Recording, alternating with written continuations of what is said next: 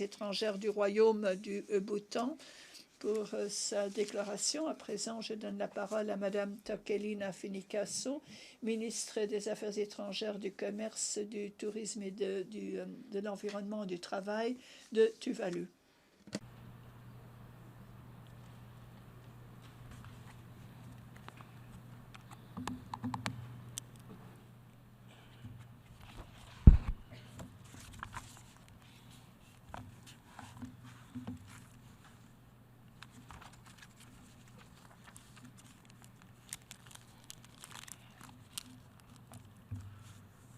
The President of the General Monsieur le Président de l'Assemblée générale, Monsieur Liketoft, Excellences, Mesdames et Messieurs, au nom du gouvernement et du peuple de Tuvalu, c'est en effet un grand honneur et plaisir de présenter cette déclaration à la 70e Assemblée générale de cette auguste Assemblée.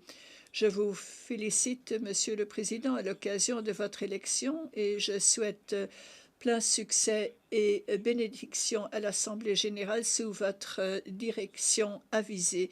Que Dieu vous bénisse ainsi que les Nations unies. Je souhaite également remercier le président sortant de l'Assemblée générale, M. Sam Kutesa, qui nous a permis de réaliser le programme 2030 et de nombreux autres succès en 2015 sur notre voie du passage des OMD aux ODD. Nous félicitons les présidents des grandes conférences et sommets des Nations unies. Je pense à la réduction des risques de catastrophes à Sendai, au financement des développements à Addis Abeba et la semaine dernière, l'adoption du programme 2030 pour les ODD. Nous remercions tous les membres, ONG, société civile, secteur privé, cercles universitaires qui ont tous contribué au dialogue, négociation et à l'élaboration de nos responsabilités. Je voudrais également rendre hommage au secrétaire général, M. Ban Ki-moon, à ses collaborateurs, au secrétariat et personnel des institutions spécialisées, aux gardiens de la paix qui font honneur aux citoyens du monde grâce à leur service, énergie et engagement. 70 années de succès ont été accomplies par cette institution sacrée. Nous avons achevé les 15 ans consacrés aux objectifs du millénaire pour le développement. Nous avons été guidés par le phare de pertinence, d'efficacité du multilatéralisme et d'une union solennelle, les Nations unies. Les visions et principes nobles consacrés dans la charte demeurent pertinents pour les générations futures. Ils assureront la paix, la sécurité et la prospérité. Les OMD ont permis de protéger des millions de personnes contre la faim et la pauvreté. Nous avons fait des progrès technologiques, nous sommes davantage connectés entre nous, travaillons de façon plus coopérative et sommes conscients des grandes questions et nous avons pu résister aux tentations d'une guerre mondiale. Toutefois, nous devons être honnêtes et noter que des inégalités persistent, qu'il y a de grandes insécurités qui se répètent, des catastrophes planétaires qui appellent notre attention urgente. Un nombre important de nous, peuples, au niveau mondial, sont sans abri, sans travail. Beaucoup sont déplacés, sont apatrides, sont privés d'occasion d'aller à l'école, d'avoir accès aux services de santé, vivent dans le désespoir pour l'avenir, sont victimes d'extrémisme. Les enfants sont laissés pour compte, tout comme les personnes âgées, les femmes, les personnes handicapées. Leurs droits fondamentaux sont ôtés, vivent dans des situations de misère. Nous devons avoir une organisation des Nations Unies qui offre une réponse aux problèmes. Notre programme 2030 du développement durable avec ses 17 objectifs et 169 cibles doit être mis en œuvre pour les peuples. Chaque enfant, chaque femme, chaque citoyen, chaque communauté doivent être conscients de ces objectifs de développement, de leurs droits. Ces objectifs doivent être répandus le plus largement possible aux citoyens grâce aux avancées technologiques, grâce aux technologies de l'information et des communications. Ces objectifs doivent être compris, pris en charge et respectés par tous. Ils doivent rendre nos dirigeants responsables, tout comme nos partenaires de développement, le secteur privé, les organes religieux et les générations futures. Nous devons obtenir des résultats tangibles. Pour cela, il faut que tous les pays et tous participent, conçoivent, prennent des décisions, mettent en œuvre, dérivent des gains de ces objectifs. En tant que pays moins avancé, en tant qu'île en développement parmi les plus petites, Tuvalu est pleinement conscient de ses responsabilités dans le cadre du programme 2030, tout comme nous l'étions pour les OMD. Nous comptons avoir un sommet national pour mettre au point notre plan de développement en novembre 2015. Nos priorités nationales vont dans le sens du cadre du régionalisme pacifique et dans le sens de la voie Samoa. Nos îles sont confrontées à des contraintes et vulnérabilités multiples et structurelles. Les niveaux de la mer continuent d'inonder de nombreuses côtes et plantations de cultures alimentaires.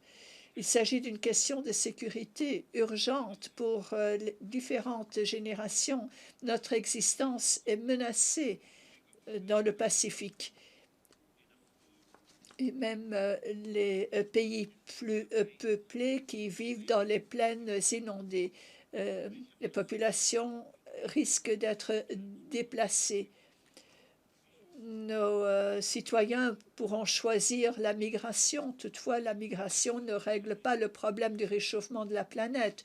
Et l'ONU ne sanctionne pas, n'aide pas les migrants de changement climatique en les considérant comme réfugiés. C'est donc un dilemme pour nous, un Tuvalu. Monsieur le Président, le programme 2030 n'aura de sens pour les pays qui sont situés au niveau de la mer si l'accord de Paris en décembre 2015 n'est pas axé sur l'action et ambitieux. Voilà pourquoi nous devons réduire les émissions de gaz de serre et garder les températures, l'élévation des températures en dessous d'1,5 degré centigrade. Nous devons reconnaître que le changement climatique est une question de droits des êtres humains pour nous et des millions d'autres personnes. C'est une question de sécurité, de survie urgente. Nous devons nous tourner vers un avenir à faible carbone. Nous devons avoir une architecture qui reconnaît qu'il y a une obligation nationale pour ceux qui polluent, qui doivent réduire leurs émissions, payer pour la remise en état, l'atténuation et offrir une aide dans ce sens aux pays les plus vulnérables. Il faut qu'il y ait également une aide financière crédible et assurant clarté pour les pays, de la part des pays développés qui doivent tenir leur promesse de 100 milliards de dollars pour le changement climatique. Nous devons veiller à ce que le secteur privé assume une transition et investisse dans des énergies non polluantes. Nous présenterons notre plan national à Paris et nous devons veiller à ne pas reculer. Nous devons donc avoir un bon mécanisme d'examen pour pouvoir suivre ou mesurer les réductions d'émissions et non pas les augmenter.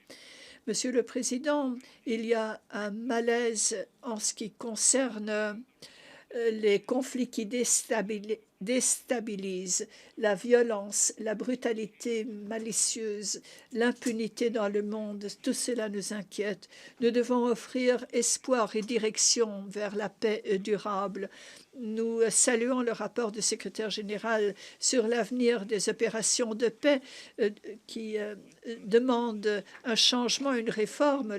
Le plan d'action du secrétaire général est important à cet égard en vue de promouvoir la tolérance, la réconciliation et la lutte contre l'extrémisme violent. Nous saluons l'adoption par consensus d'un texte pour faire avancer les négociations des réformes du Conseil de sécurité.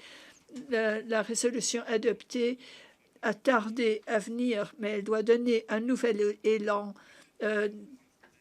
Les positions, les déclarations sont connues depuis 23 ans. Nous devons avancer en ce qui concerne la réforme du Conseil de sécurité pour qu'il soit plus représentatif du monde d'aujourd'hui. Les tensions récentes au plan social et économique, l'agitation des marchés font que nous sommes confrontés à de nombreuses crises financières mondiales. Ces crises sont coûteuses, le relèvement est difficile, surtout pour des petites économies telles que la nôtre. Le nouveau cadre d'ODD doit assurer une responsabilité de la part des riches. Monsieur le Président, en tant que dépositaire gardien de l'ODD 14 sur l'océan Pacifique,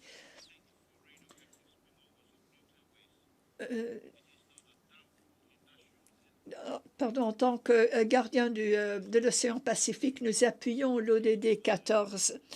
Nous sommes un État océanique. Les océans bleus ne peuvent souffrir de déchets nucléaires et de détritus provenant de l'industrie. Comme on l'a dit, ne donnez pas seulement un poisson à un homme, mais donnez-lui le savoir pour pouvoir se prémunir contre la faim. C'est ainsi que nous pourrons compter sur les générations futures. La mise en œuvre du projet du secrétaire général sur l'énergie viable, durable pour tous est essentielle dans le cadre du programme 2030. L'énergie propre est importante. Nous devons coopérer, assurer une transition des combustibles fossiles vers les combustibles renouvelables. Nous souhaitons qu'il y ait un transfert sans heurts des technologies et compétences techniques pour le développement et le renforcement des capacités adaptées aux situations de chaque pays et à leur contexte. Nous apprécions la mise en place de moyens de mise en œuvre et de finances dont on a discuté à Addis Abeba durant la conférence sur le financement du développement. Nous sommes les pays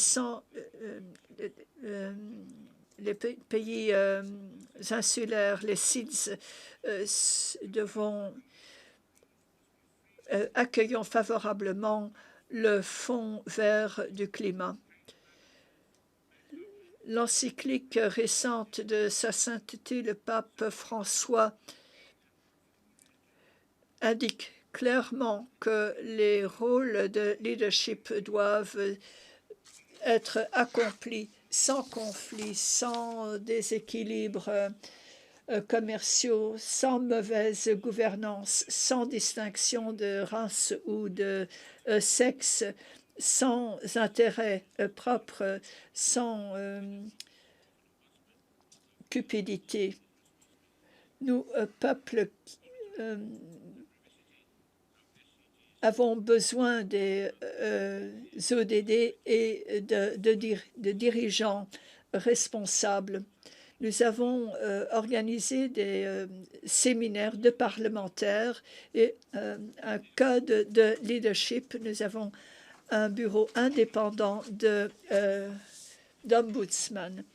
Le mécanisme d'examen et de révision des progrès durant les 15 années à venir est vital pour que ce programme demeure réellement transformateur. Le rôle du forum politique de haut niveau sera donc critique pour réagir aux circonstances changeantes dans les différentes régions. Nous sommes un petit État en développement, une île, et nous dépendons des économies d'échelle. Nous perdons nos terres à cause de l'élévation du niveau de la mer. Les questions sociales et environnementales sont imbriquées. Nous ne pouvons pas les considérer séparément lorsque nous examinons les critères de transition de PMA à un autre statut. En mars de cette année, le cyclone tropical Pam a ravagé Vanuatu, Tuvalu, Kiribati et les îles Salomon. Un dialogue de haut niveau sur le cyclone Pam s'est tenu entre partenaires de développement en juillet 2015 à Funafuti. Ainsi, l'Australie va contribuer 92 millions de dollars australiens pour les efforts de recouvrement. Nous avons besoin d'une protection pour nous prémunir contre les catastrophes futures. Nous applaudissons la réduction des tensions entre les voisins américains et cubains. Nous espérons sincèrement que l'embargo contre Cuba sera levé prochainement et qu'il y aura une poursuite du dialogue et une transition sans heurts pour reprendre le partenariat économique dans un avenir prochain. Nous remercions le gouvernement cubain des bourses offertes à nos pays. Cette année, 8 ressortissants de Tuvalu ont pu obtenir leur diplôme de médecine grâce à l'aide de Cuba qui œuvre dans l'esprit de coopération énoncé dans la charte.